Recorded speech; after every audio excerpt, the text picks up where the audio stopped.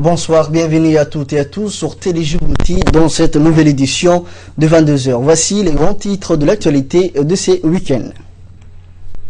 L'Organisation internationale des migrants remet des médicaments au ministère de la Santé.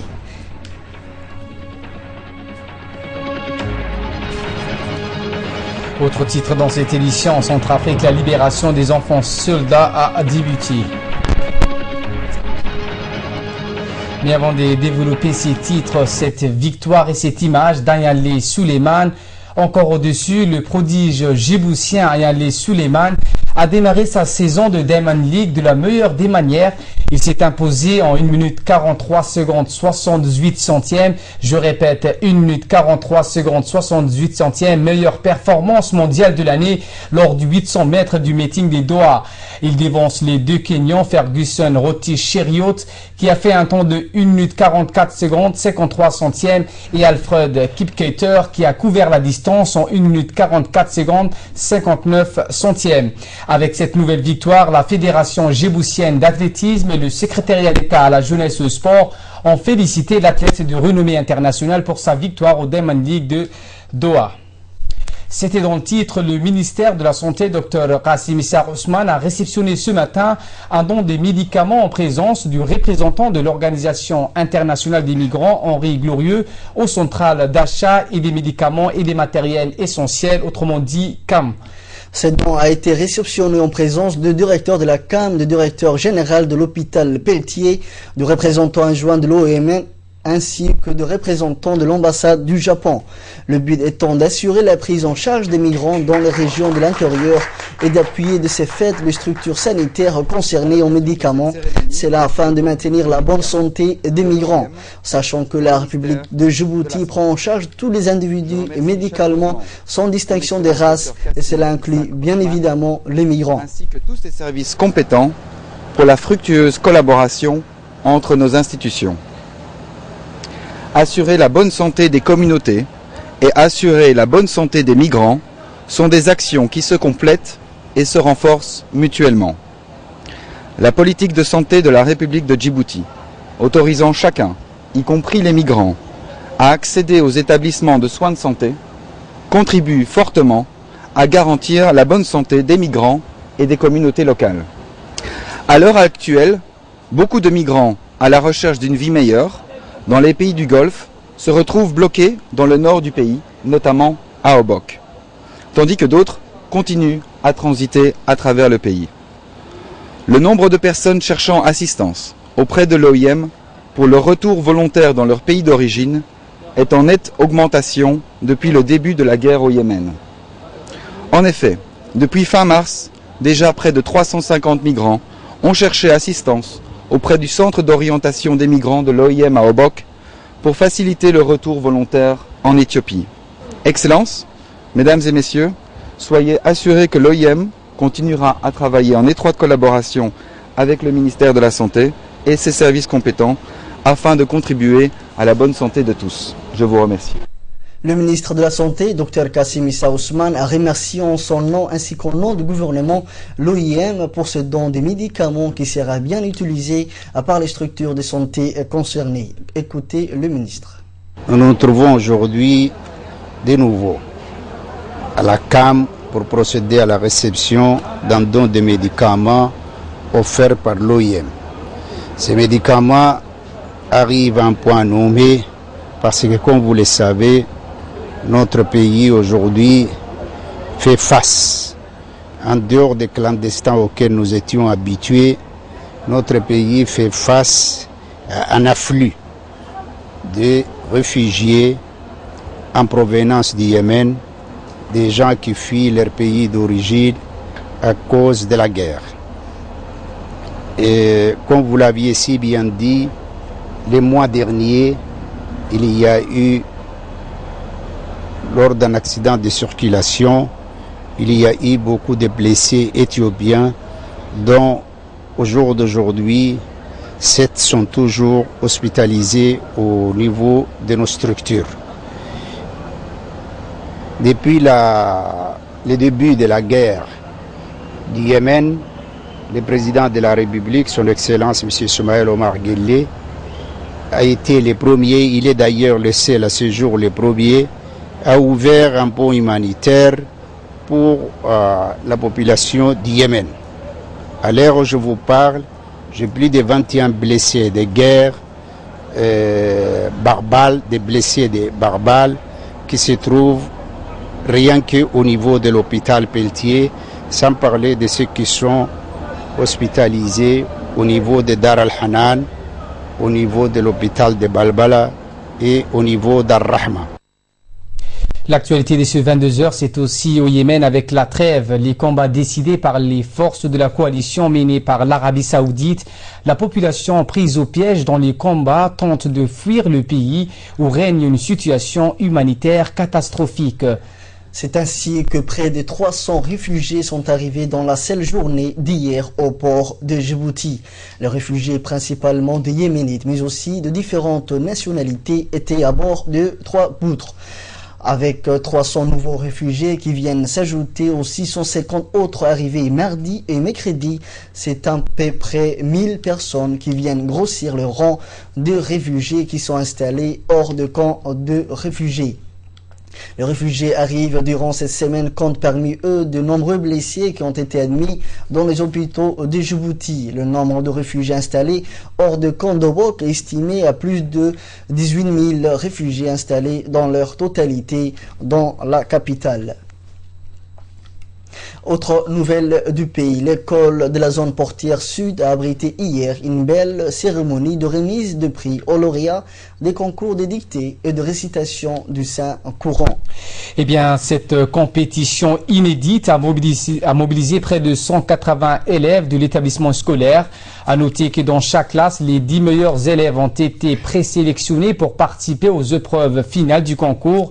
À l'issue de la finale, les 8 meilleurs élèves en dictée et les 16 premiers en récitation du Saint-Coran ont reçu des prix très variés.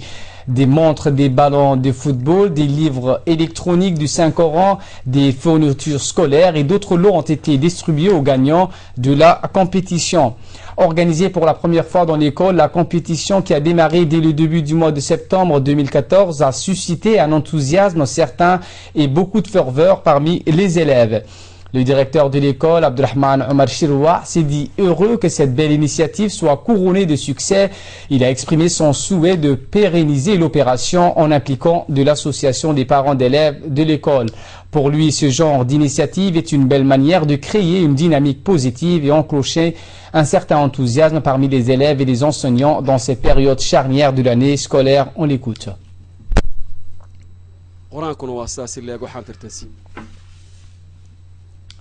Toujours dans l'actualité nationale, le chef de service de l'enseignement de base, Abdi Dirir Guiré, et l'inspecteur et chef de la circonscription de Djibouti, Nour Abdallah Iye, ont parrainé hier une cérémonie de remise de prix des activités parascolaires de l'année scolaire 2014-2015.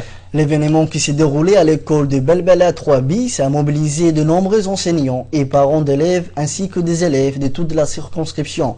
Il faut dire que cette journée a été couronnée de succès tant les élèves participants ont brillé dans leur production dans les différentes disciplines socio-éducatives inscrites au programme des activités parascolaires de la circonscription.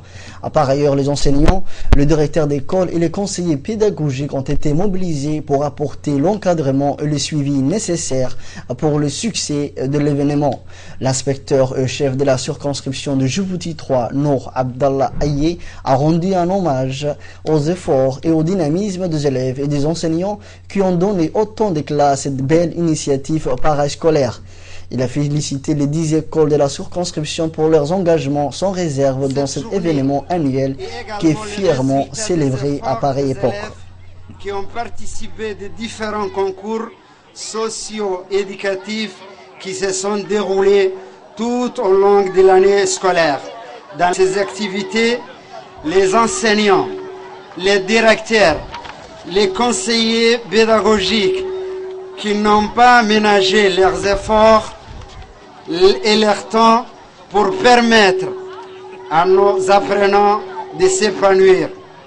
Pour terminer, ouvrir les élèves entre eux pour différentes activités telles que la lecture, la production écrite, des questions de culture générale, aussi bien en langue française qu'en langue arabe, Et c'est les élèves qui ont gagné ces concours-là, qui sont aujourd'hui primés dans cette cérémonie. Cette cérémonie aussi permet aux représentants de l'éducation nationale, au personnel enseignant, aux élèves, de clôturer l'année scolaire en beauté. Et beaucoup d'élèves ont été primés cette année et nous espérons que ce genre d'activités se répéteront. Dans le reste de l'actualité, le stade du roi Fahad à Balbala a abrité hier une série de compétitions d'athlétisme sur piste qui s'inscrit dans les quarts de clôture du championnat national d'athlétisme cette saison 2014-2015. Et cette cérémonie a vu la participation d'une centaine des athlètes issus des différents clubs filles et garçons inscrits sur la liste de cette saison. Plusieurs disciplines sur piste de défense et demi-fond a été organisées hier comme le 100 mètres, 400 mètres, 800 mètres, 1500 mètres et 5000 mètres par la Fédération d'athlétisme. Les responsables techniques de la Fédération djiboutienne d'athlétisme ont indiqué que beaucoup d'athlètes cadets et juniors ont amélioré leur performance cette année. Les responsables techniques ont souligné également que la Fédération d'athlétisme nationale a cette année plusieurs jeunes talents en athlétisme dans les différentes catégories. Rappelons que la clôture du championnat a coïncidé par la victoire remarquable des 3 Djiboutiens au 19e championnat arabe qui s'est tenu à Doha dans la capitale qatari. La saison sportive sur piste du championnat d'athlétisme avec les disciplines du 100 mètres, du 400 mètres, du 1500 mètres et du 10 000 mètres.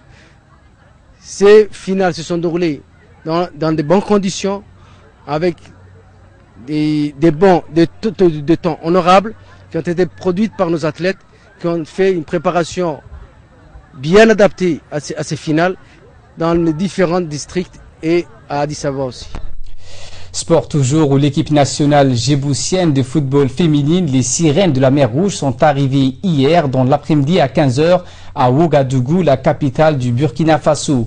À leur arrivée, elles étaient accueillies par le président de la Fédération de football de Burkina Faso à l'aéroport international de Ouagadougou.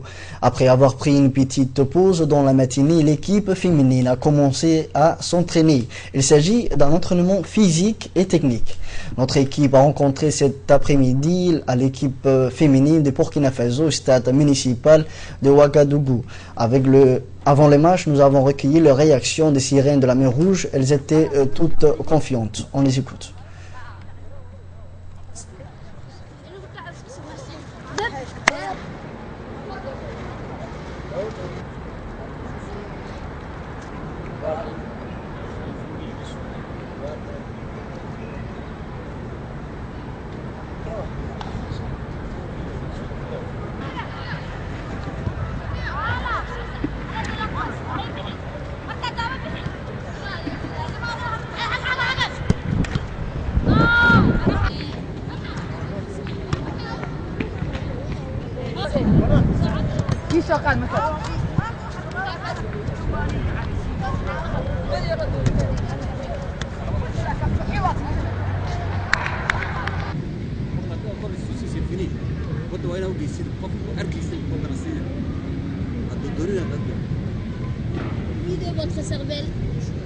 Elles sont prêtes à jouer et Inch'Allah, malgré la chaleur qui est à 41 degrés ici à Burkina Faso.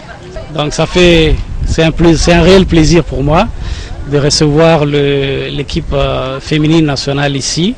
Cela fait depuis 2 ans que je suis au Burkina et c'est la 2e délégation djiboutienne que j'ai rencontrée ici. Et je suis vraiment très fier de supporter notre équipe au terrain municipal. Je joue en milieu défensif. Je peux dire qu'on est enfin prête pour le match. On est bien préparé et on espère gagner. Je fais partie de l'équipe nationale U20 féminine.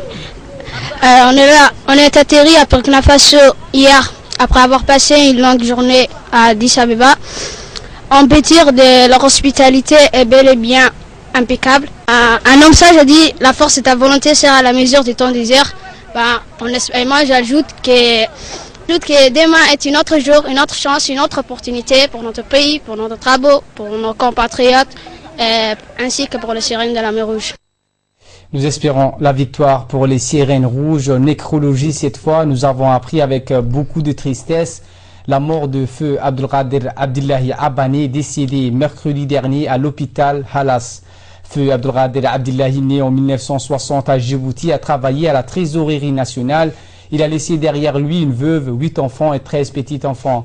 Il était connu tous par sa sympathie et sa gentillesse. Que le bon Dieu l'accueille dans son paradis éternel. Inna lillah wa inna ilayhi raji'un. L'actualité internationale à présent en Centrafrique pour commencer, où la libération des enfants soldats a débuté alors que les groupes armés de Centrafrique se sont entendus pour démobiliser tous les enfants de leur rang. Plus de 350 d'entre eux ont été libérés hier. Les éclairages de Samatar Saïd. En Centrafrique, on dénombre entre 6 000 et 10 000 mineurs, majoritairement âgés de 14 à 18 ans, enrôlés dans les rangs des combattants, tous groupes armés confondus. Une situation alarmante qui pourrait prendre fin si l'on croit les accords du Forum de Bangui. Le 5 mai, les groupes armés se font en effet solennellement engagés à démobiliser leurs jeunes combattants. Sitôt déclaré, l'UNICEF a proposé que cette démobilisation débute jeudi 14 mai dans la province de Bambari.